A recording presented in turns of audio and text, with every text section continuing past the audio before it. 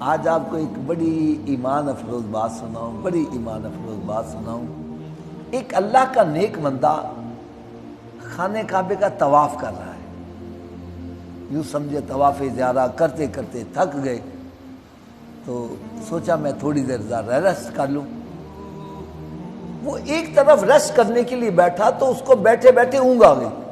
تھکا ہوا بندہ ہو تو اونگ آ ہی جاتی ہے. اس نے خواب کے اندر دیکھا کہ دو فرشتے آپس میں گفتگو کر رہے ہیں. ایک فرشتہ دوسرے سے پوچھتا ہے بھئی تجھے پتہ ہے اس سال کتنے بندوں نے حج کیا؟ کہنے کا ہاں تقریباً 3 لاکھ افراد نے حج کیا. ان دنوں میں اتنی تعداد ہوتی ہوگی. پھر اس نے کہا کہ کیا تجھے یہ بھی پتہ ہے کہ ان 3 لاکھ افراد میں سے کتنوں کا حج قبول ہوا ہے؟ کہنے لگا ہاں یہ بھی مجھے پتہ ہے. ان 3 لاکھ افراد میں سے کسی ایک کا بھی حج قبول نہیں ہوا. ان 3 لاکھ افراد میں سے کسی ایک کا بھی حج قبول نہیں ہوا. کہنے لگا کیا تجھے مزید بھی کچھ پتہ ہے؟ کہنے لگا ہاں فلاں علاقے میں ایک موچی رہتا ہے. موچی سمجھتا نا، جوتے سینے والا. وہ حج کرنے نہیں آیا، اللہ تعالیٰ نے اس کو گھر بیٹھے ہی حج اکبری کا ثواب عطا کیا اور اس کے صدقے رب تعالیٰ نے ان 3 لاکھ افراد کا بھی حج قبول کر لیا.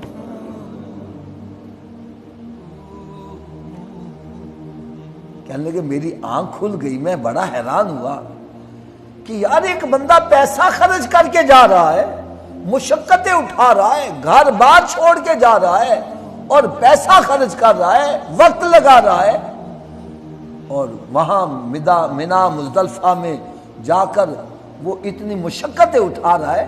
ان کا حج قبول نہیں، اس کا گھر بیٹھے ہی حج اکبری کا بھی ثواب اور پھر اس کے صدقے 3 لاکھ افراد کا حج قبول ہے.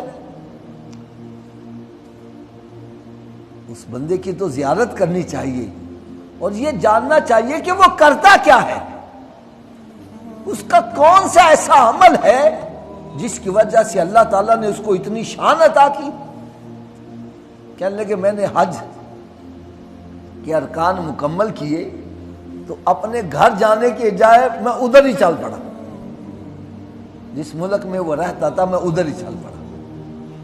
تلاش کرتے کرتے میں اس موچی تک پہنچ گیا. میں نے اس کو سلام کیا اور اس کو مبارکباد دی اور پھر میں نے وہ خواب اپنی بتلائی. کہنے لگا اس موچی کی آنکھوں سے آنسو جاری ہو گئے اور اس نے سجدہ شکر ادا کیا. میں نے پھر اس سے کہا کہ میں تجھے اللہ تعالیٰ کا واسطہ دیتا ہوں، اس کے پیارے حبیب صلی اللہ علیہ وسلم کا واسطہ دیتا ہوں، تو مجھے سچ سچ بتلا تو عمل کیا کرتا ہے؟ اللہ تعالیٰ نے تجھے جو اتنی شان عطا کی وہ کس عمل کی بدولت ہے؟ اب وہ اپنا عمل بتلانے لگا ہے، وہ ذرا سنو. کہنے لگا اصل میں غریب آدمی ہوں، جتنے ہم پیسے کماتے ہیں نا اتنے ہی کھا لیتے ہیں. یعنی جو پیسے کمائے اسے اپنا دال روٹی کا سلسلہ چلا لیتے ہیں. لیکن میرے دل میں تڑپ بڑی تھی کہ میں حج کروں. بظاہر اسباب کوئی نظر نہیں آتے تھے. کہنے لگا ایک دن ایسے میرے ذہن میں ایک تجویز آئی تو میں نے اپنی بیوی سے مشورہ کیا کہ میرے دل میں بڑی خواہش ہے کہ میں حج کروں لیکن اسباب کوئی نظر نہیں آتے. اگر تو میرا ساتھ دے، قربانی دے تو میں حج کر سکتا ہوں. وہ کہنے لگی میں کون سی قربانی دوں؟ کہنے لگا ہم روز روٹی پکاتے ہیں، سالن پکاتے ہیں، روٹی کھا لیتے ہیں. اگر آج کے بعد ہم صرف روٹی پکایا کریں، سالن کے پیسے جمع کرنے شروع کر دیں،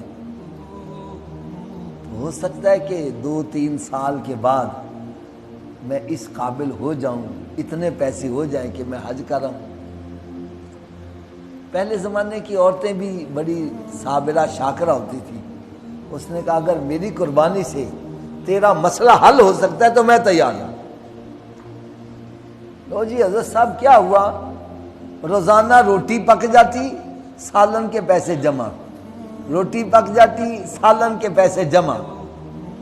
یوں سمجھو جب 2-3 سال کا عرصہ گزر گیا، اب اس کو پتہ چل گیا کہ اب میرے پاس اتنے پیسے جمع ہو گئے ہیں کہ میں حج کر سکتا ہوں، تو حج کی تیاری شروع ہو گئی۔ اتنے میں پڑوسیوں کے گھر سے گوشت کے پکنے کی بو آئی۔ بڑا عرصہ ہو گیا تھا کبھی سالن کے ساتھ روٹی نہیں کھائی تھی، تو کہنے لگا دل میں ایک دم خواہش پیدا ہوئی۔ میں نے بیوی سے کہا جاؤ آج پڑوسیوں کے پاس اسے تھوڑا سا سالن لے کے آ جاؤ، آج ہم سالن سے روٹی کھا لیں۔ کہنے لگی میری بیوی برتن لے کر گئی، لیکن تھوڑی دیر کے بعد خالی برتن لے کر واپس آ گئی اور آنکھوں سے آنسو جاری۔ میں نے پوچھا کیا بات ہوگی؟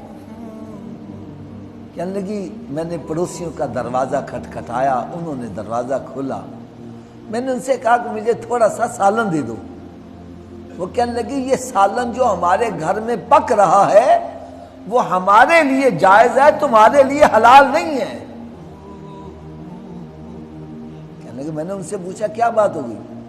کہنے لگی 8 دن ہو گیا ہمارے گھر میں فاقہ ہے، کھانے کے لیے کچھ نہیں تھا، تو جان بچانے کے لیے میں اپنے شوہر سے کہا کوئی مردار ہی اٹھا کر لے آؤ، تو میرا شوہر گیا ہے وہ مرا ہوا جانور لے کر آیا ہے، اس کو ہم پکا رہے ہیں، ہم بھوکے ہیں، ہمارے لیے تو جائز ہے، تمہارے لیے جائز نہیں ہے۔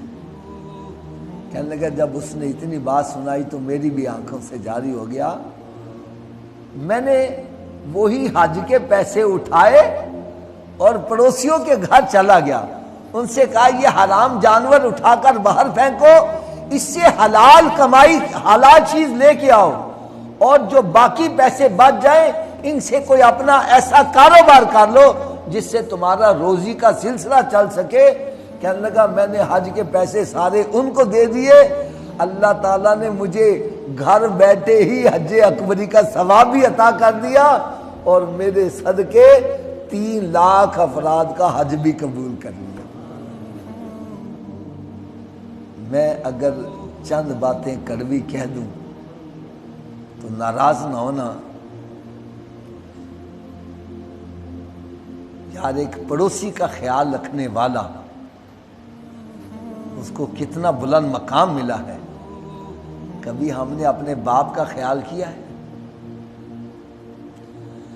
یقین جانو ایسی ایسی حالات ہے، سکا بھائی بھوکا مر رہا ہے، بہن بھوکی مر رہی ہے، اور ہم گل چھڑے اڑا رہے ہیں۔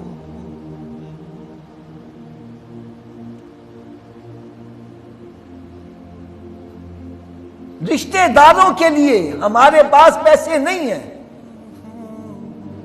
یہاں تک حدیث پاک میں آتا ہے کہ اگر ایک بندہ ساری رات نفل پڑھ رہا ہے اور اس کا پڑوسی بھوکا سو جاتا ہے، اس کی عبادت قبول نہیں ہے۔ ہمیں ذرا اپنے گریبانوں میں جھانک کر دیکھنا چاہیے ہم کیا کریں۔